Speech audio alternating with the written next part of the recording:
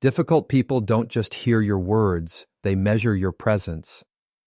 Most people lose respect in conversations before they even realize it, by over-explaining, filling the air with and, reacting instead of responding, and speaking without real boundaries. The good news, you can flip that completely. In the next few minutes, you're going to learn how to cut the noise, hold your ground, and speak so every word carries weight, especially when dealing with the most difficult people in your life.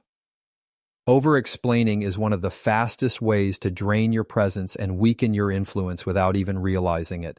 It often comes from a natural desire to be understood, respected, and liked. When you're in a conversation, especially with someone who challenges you, it's tempting to keep talking until you feel like they finally get it.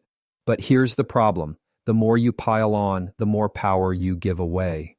Think of every sentence as currency. Each time you speak, you're spending that currency.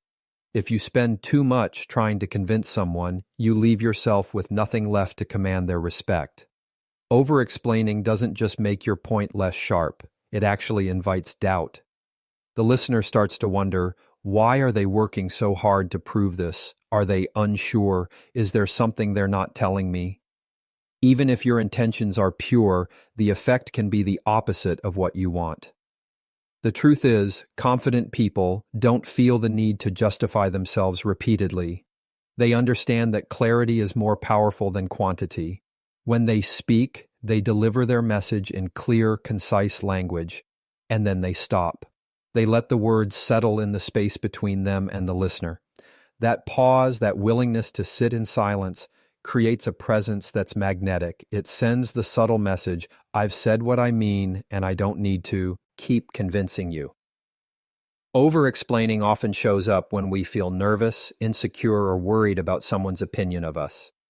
For example, imagine you decline an invitation. Instead of simply saying, I can't make it, you launch into a 2-minute explanation about your schedule, your commitments, and your stress levels. You hope it will make the other person understand, but in reality, it makes your decision sound negotiable. The more details you give, the more opportunity they have to poke holes in it, question you, or push you to change your mind. This isn't about being cold or dismissive, it's about recognizing the balance between clarity and overcompensation. When you over-explain, you start handing over control of the conversation to the other person. Instead, focus on making your statements lean and intentional. If someone asks why you can't do something, you can give a short, respectful answer and then let it stand. Your voice and your silence both carry weight. There's also a psychological element at play here. When you over-explain, you're subconsciously telling yourself that your perspective isn't enough on its own, that you have to dress it up with extra details to make it valid. Over time, this chips away at your self-respect. On the other hand, when you speak simply and stop once your point is made, you reinforce your own belief that your words have value. That belief radiates outward and others will pick up on it. One of the best ways to break the habit is to get comfortable with discomfort. Often, over-explaining happens in the seconds after we've already said enough, when there's a pause and we feel the urge to fill it. Silence can feel awkward at first, but in reality, it's one of your most powerful tools. That pause forces the other person to process what you've said. It keeps the focus on your words instead of diluting them with extra comment. Another technique is to mentally rehearse shorter responses in common situations. If you know certain topics trigger you to overshare, prepare a direct answer in advance. For example, instead of, I can't come to the meeting because I have to take my kids to school and then there's traffic and I might be late to another commitment, so it's just too stressful, you simply say, I'm not available at that time. You're not being rude, you're being clear. Of course, there will be moments where context matters. Some situations do require explanation, especially in professional settings where decisions impact others. But even then, aim to give just enough information to make your point without wandering into a long-winded defense. If more details are truly necessary, they'll ask, and when they do, you can answer directly instead of preemptively trying to cover every possible question. It's important to remember that difficult people in particular often thrive on getting you to talk more. The more you say, the more they can twist, reinterpret, or use your words against you. This is why brevity is a form of protection. A short, clear statement leaves little room for manipulation. It puts the responsibility back on them to respond to your position instead of giving them a buffet of angles to attack. Over-explaining isn't just about words, it's about energy. Every time you go into unnecessary detail, you spend emotional energy defending yourself. That energy could be saved for making better decisions, building relationships, or pursuing your goals. By cutting out the excess, you protect not only your authority in the conversation, but also your mental bandwidth.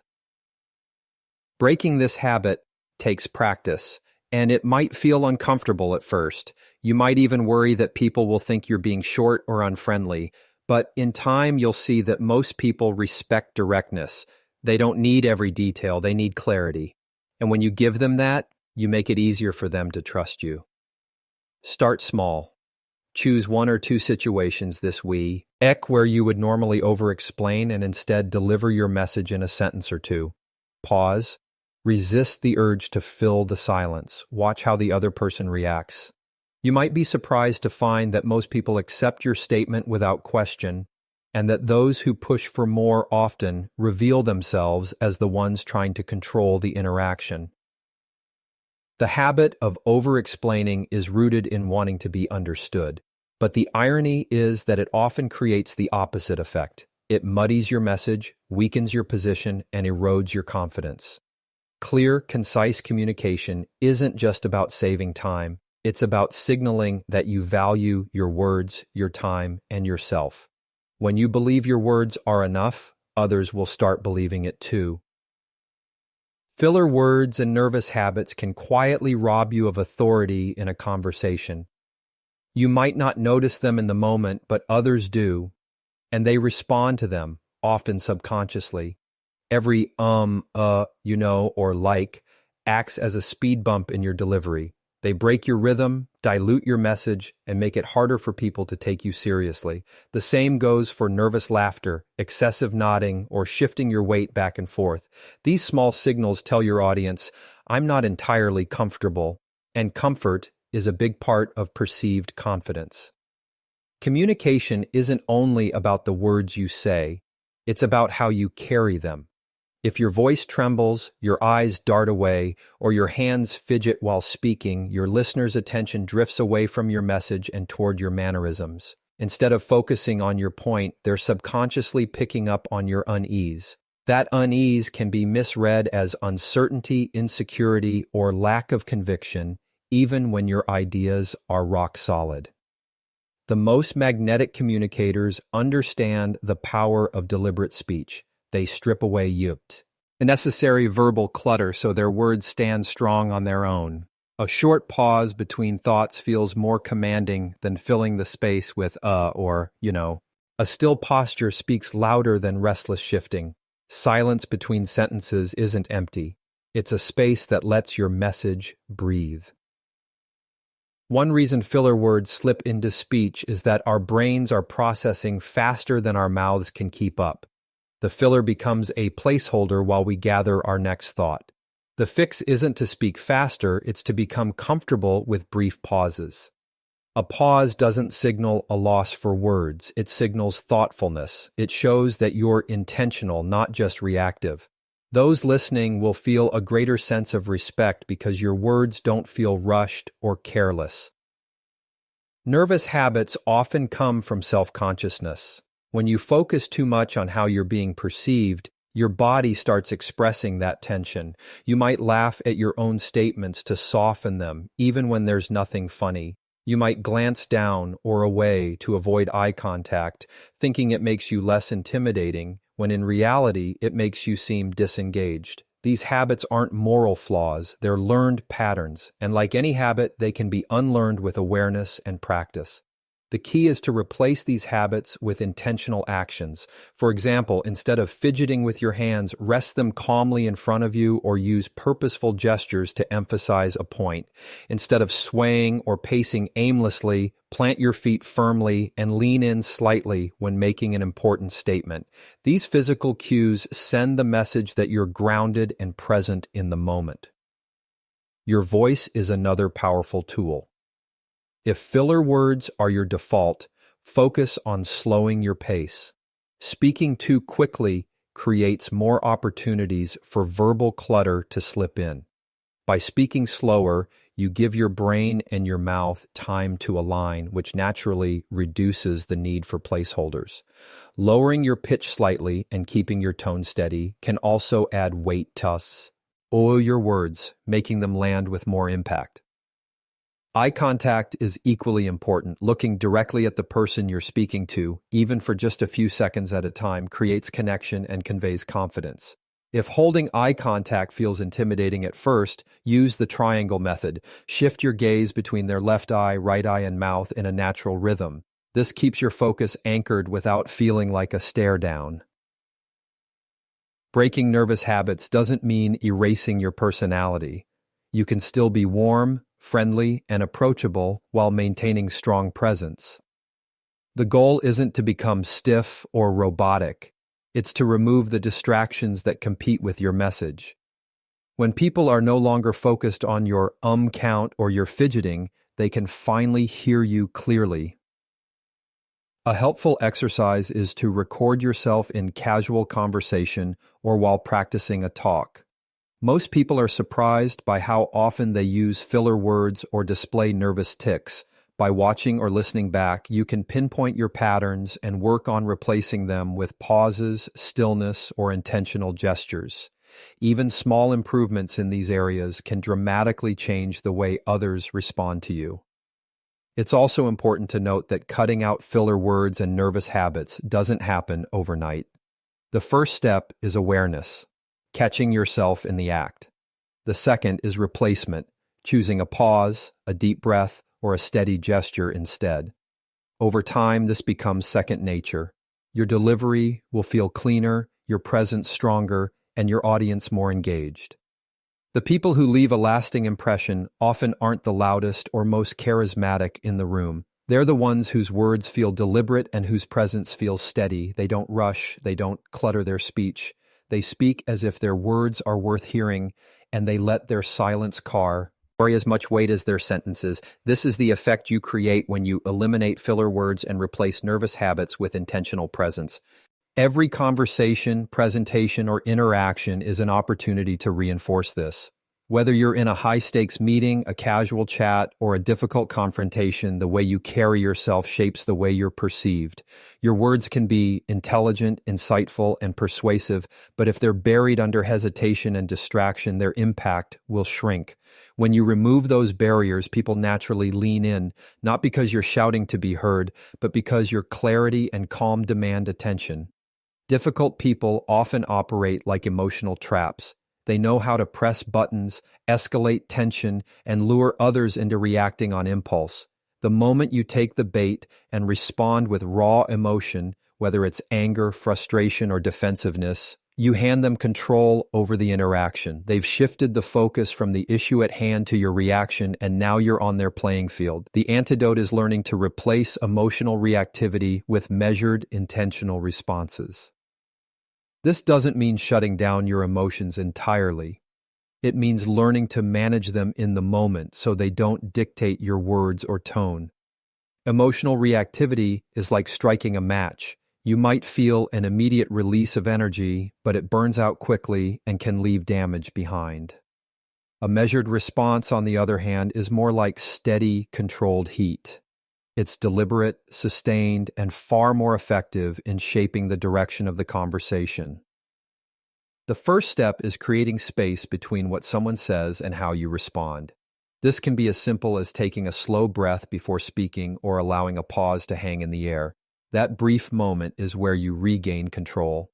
Instead of reacting to their tone, choice of words, or provocation, you anchor yourself in the facts. You decide what matters most to communicate, and you deliver it with precision.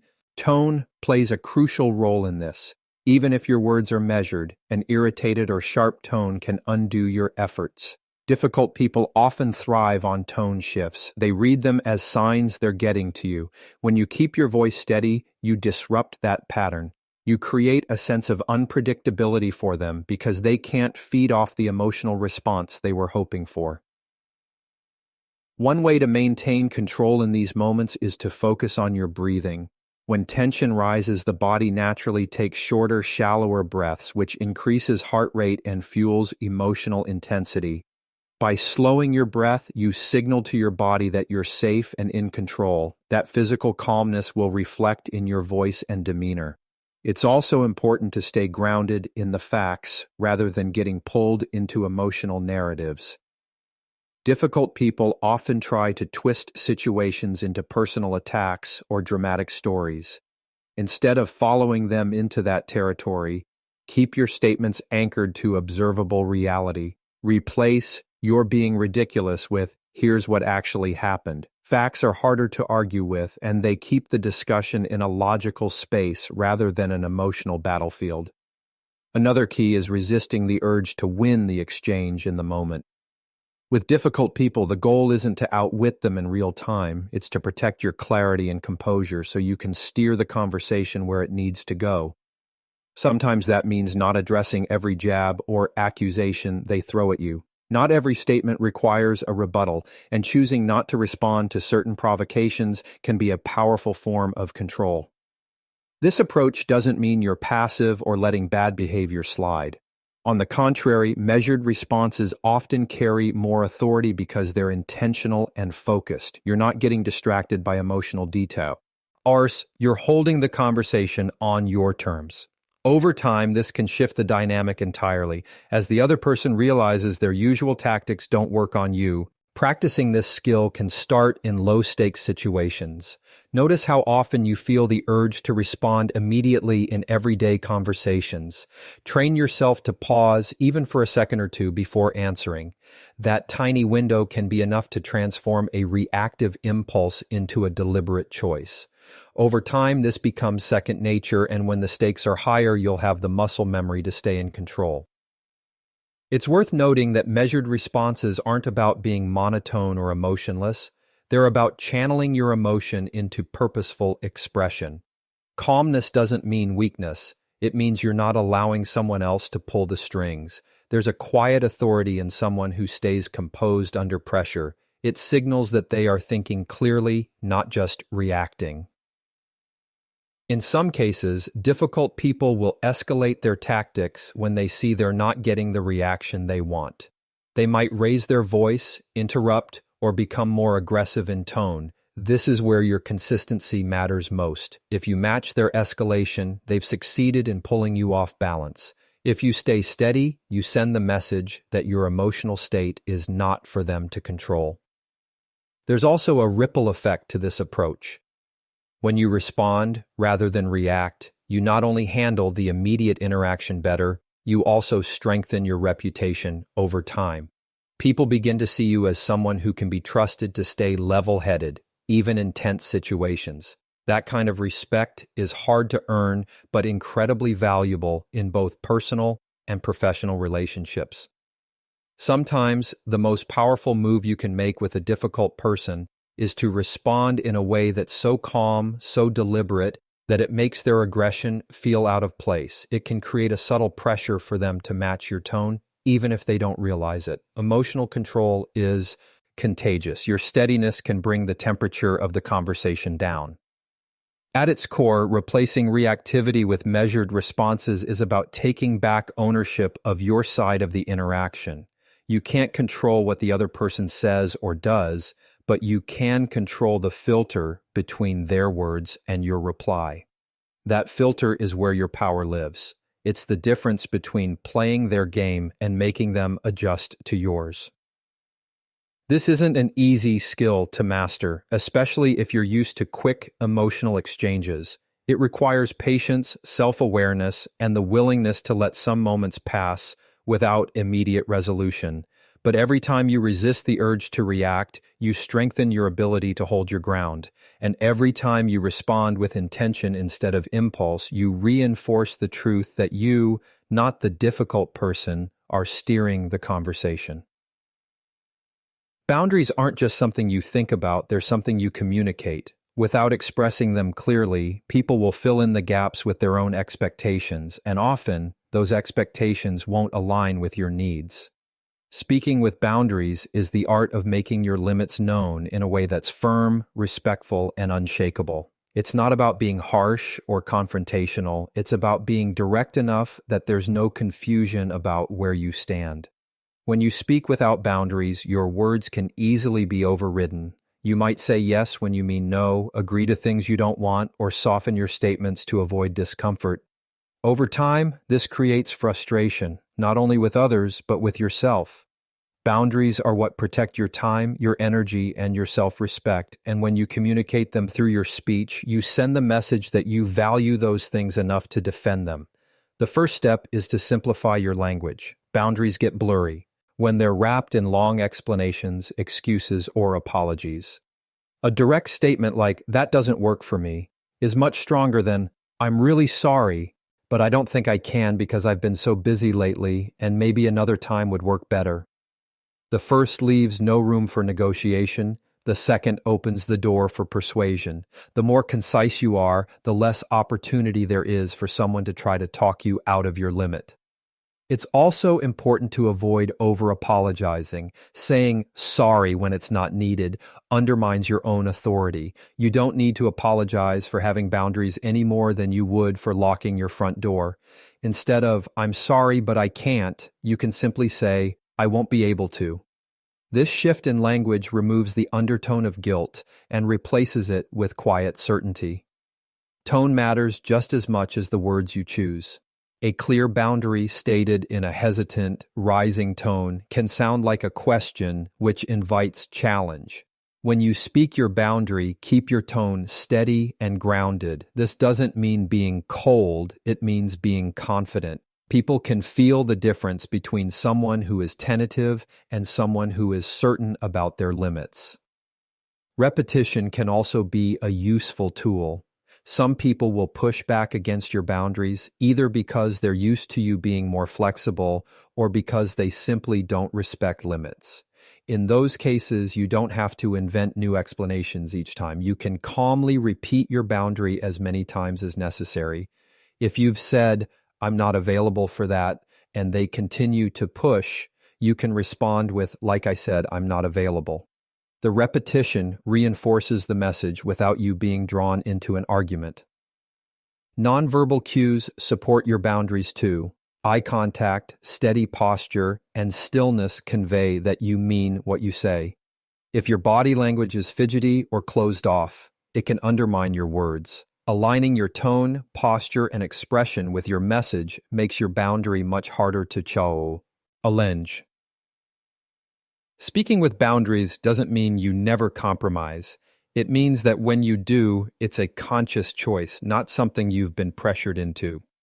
There's a big difference between willingly adjusting a plan and feeling like you were forced to agree. Boundaries give you that control. They allow you to decide what you will and won't accept, rather than letting others decide for you. There's also a relational benefit. People often assume that boundaries push others away, but in reality, they can create stronger, healthier connections. When you're honest about what you can give, others don't have to guess or feel misled when you reach a breaking point. Boundaries create a foundation of trust because people know where you stand and can count on your consistency. A common fear is that speaking with boundaries will make you seem rude or unkind, but kindness without boundaries often leads to resentment, which ultimately damages relationships more than any direct statement ever could. You can be both firm and kind. For example, "I appreciate the invitation, but I won't be able to attend," respects both your limit and the other person's effort. You're not attacking or blaming, you're simply stating your truth. Another aspect to consider is timing. The earlier you communicate a boundary, the easier it is to uphold. Waiting until someone has already invested time, energy, or expectation makes it harder to say no without added tension. Whenever possible, speak your limits early and clearly so there's less room for misunderstanding. In some situations, you may encounter people who repeatedly ignore or disrespect your boundaries. In those cases, it's not enough to state them. You may need to follow through with action. Boundaries without consequences are just suggestions, and some people will test them endlessly if they think you won't enforce them. If someone continues on us, unused to overstep, it might mean stepping back from the relationship, limiting contact, or changing the way you engage with them. Speaking with boundaries also has an internal effect. The more you practice it, the more you reinforce your own self-worth. Each time you state a limit and stand by it, you're telling yourself, I matter, my needs are valid. This self-respect becomes part of your identity, and others will respond to it. People can sense when someone values themselves, and it often shifts the way they treat you. It's worth practicing this skill in low-pressure environments before you need it in high-stakes ones. You might start by setting small boundaries in casual conversations, declining an offer you don't want, asking for what you need, or saying no without justification. Over time, you'll find that the words come more easily, and the hesitation fades. The truth is, boundaries spoken clearly are a form of leadership. They guide others on how to engage with you and set the tone for your relationships. They also model healthy behavior, showing that it's possible to be direct without being disrespectful. In doing so, you not only protect yourself, you also encourage others to protect themselves. When you speak with boundaries, you're drawing a clear line between what is and isn't acceptable for you. That line is not meant to isolate you. It's meant to ensure that the connections you do have are respectful, balanced, and real. The more consistently you hold to that line, the more others will learn to respect it, and the more you'll find yourself surrounded by people who value both your words and your presence.